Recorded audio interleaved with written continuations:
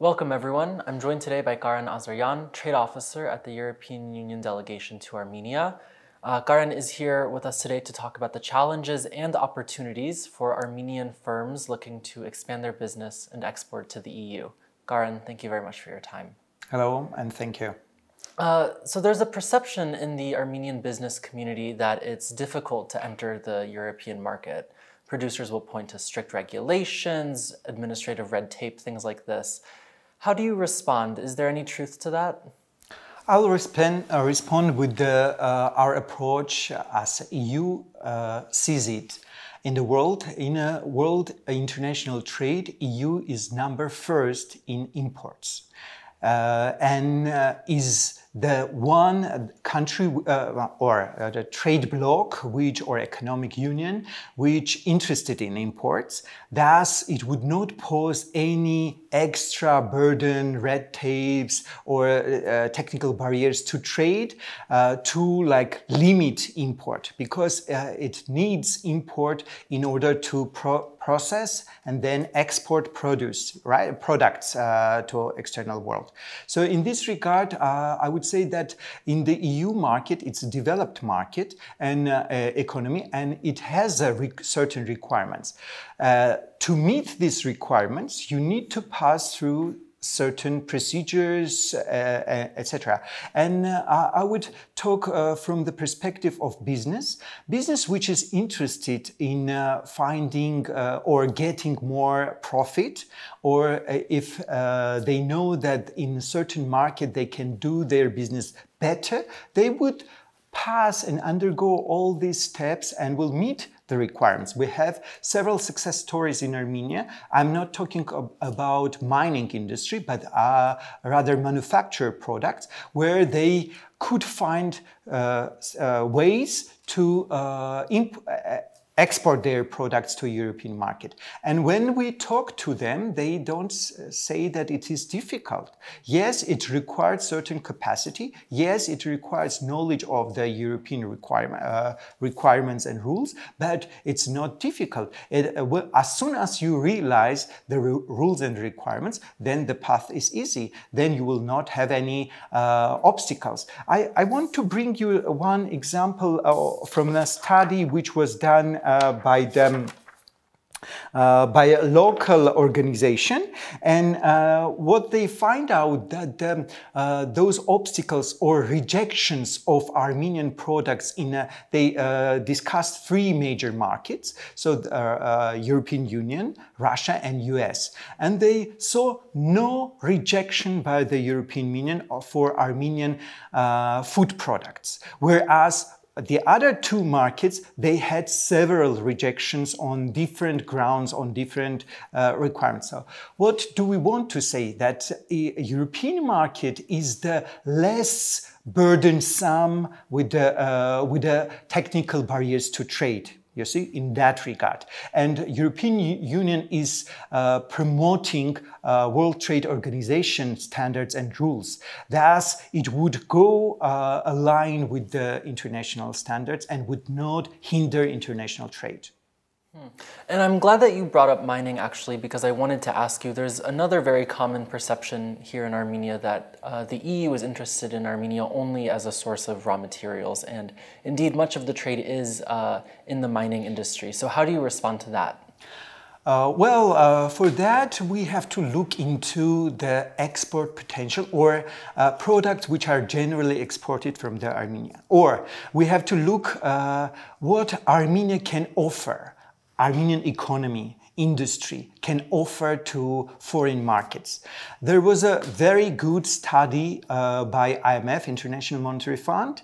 Recently, it was published in October this year, and it is talking about our rising Armenian export potential, where they discuss that the products which can be offered for the foreign markets are not sophisticated products. Most part of the products which Armenia exports generally, not targeting European Union, those are raw materials, where we can mention or bring an argument that raw materials like gold, like copper, they have a higher value than apricot or potato, for example, right?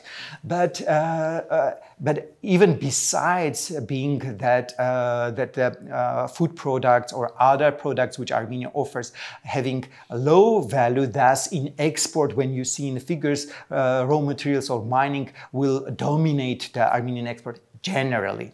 So in this regard, we have to look into the root cause.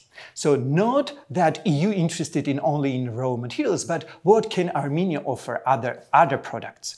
This is why Armenian government nowadays discussing export strategy and looking into diversification of export destinations and exported products, and at the same time looking into making the added value to the products it's ready to offer to other markets. So this is general issue of Armenian export, not particular to European market.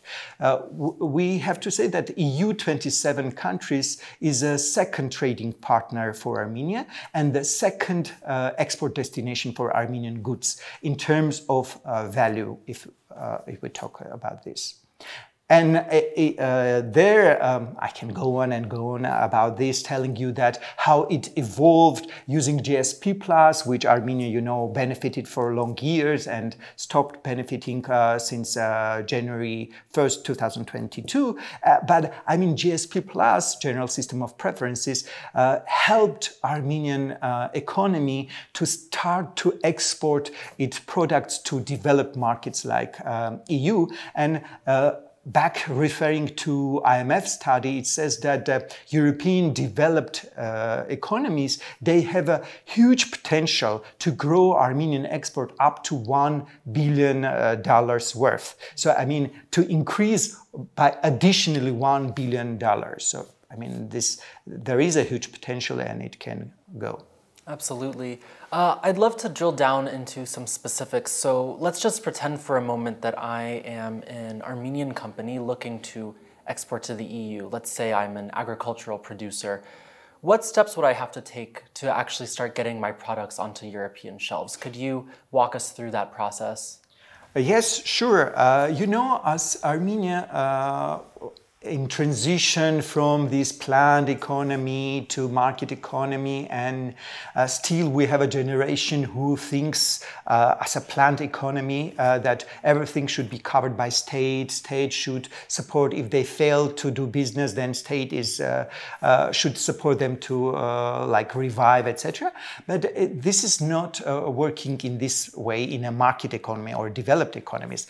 And in this regard, EU offers several support mechanisms and projects we had in the past for bringing Armenian small and medium-sized enterprises to international markets, primarily to European market, European Union market, but also other markets. So we have a general issue of export readiness. When you talk to small SMEs, they do not even realize what does it mean to export. It's not just a lorry arrives to your farm and you get boxes into it with apricots or whatever produce, agricultural produce, and send it to other easy markets where there is no certain rules or you can easily bypass those rules, etc. But here we understand this reality. We understand that export readiness is very low. This is why there were tailored projects supporting SMEs to enable them to bring their products to international markets. One of the platforms which I want to mention is Access to Markets. This is the European Commission very successful platform. And recently I talked to a company here in Armenia, very famous one. I don't want to mention name, not to advertise them, but I mean, very famous one, and where they mentioned that they start to export to European market just recently, a few years ago. And it was really surprising me that without even approaching us to find out what are the ways, etc., they just found this platform, Access to Markets, and started to dig into. This Access to Markets offers you all the necessary information for market analysis, where you can see the statistics, the products, variety of products, requirements, import duties, etc., etc. So all the product-specific requirements, import requirements, country-specific requirements, etc. So this platform is the best one for those who want to start to export. But with this, together with the Enterprise Armenia, European Union delegation developed a short guideline for exporters or potential exporters to European Union. And both these products are available on the website of the European Union delegation, and it is easy to find. So in this guideline, it is all packed with links. So it's not information, but links to official websites of the European Commission and the Armenian government. And here, where you go and you say, okay, I have no experience to exporting to a European market, you say yes or no. And so if no, you click, and then it opens up a questionnaire, if generally you are ready to export. And then if you fill out doing self-assessment, you realize what are your gaps, and you work on these gaps. And if you have assistance needs, then we also list those projects which can give you some help, assistance, also access to finance, be it information, packaging, etc., etc. So all these guideline and platform are very useful for those who want to realize their potential on foreign markets. Could you tell us a bit more about the EU delegation's support to Armenian small and medium businesses in addition to what you said? So I understand that the delegation is providing support. You mentioned this platform, you mentioned bringing Armenian SMEs to different trade shows. Is there anything else you can tell us? Well, the European Union support to small and medium enterprises in Armenia is a huge package.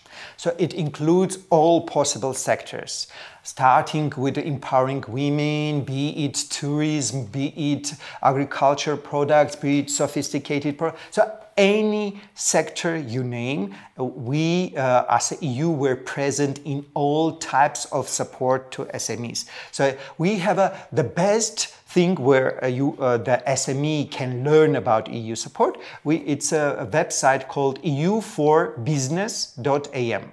So there we list all the projects, all the opportunities for SMEs, how to apply. There were grants, there were trainings, there were, like you mentioned, we took them to exhibitions. And the European Union works with its implementing partners. So it's not necessary that it is everywhere in our support you will see our European Union funded project, etc. But it can be via UN agencies or other EU member state agencies. So implementing partners can be different, but it's all coming from the EU budget. And we do support in almost all the fields where SME functions. And just to clarify, that's not just exporting SMEs also, that's also SMEs working in the domestic market. Yes, starting from startups, be it IT, be it agriculture, rural areas, Yerevan, or whatever, environmental or social enterprise. So the variety is really huge. All the spectrum is covered. And during these years, EU is targeting, specifying, for example, for several last years, EU were targeting most poor regions in Armenia. Those were Shirak, Loren, Tavush, and so helping the SMEs there to develop agro-tourism or general tourism or like family business, guest houses. So all sort of businesses to start your business, to develop your business. So, yeah. That's wonderful. Karan, thank you very much for your insights. This was a great conversation. Thank you. If you enjoyed this interview and would like to support our independent journalism, please consider donating. You can find the donation button on our website. Thank you very much for joining us on CivilNet.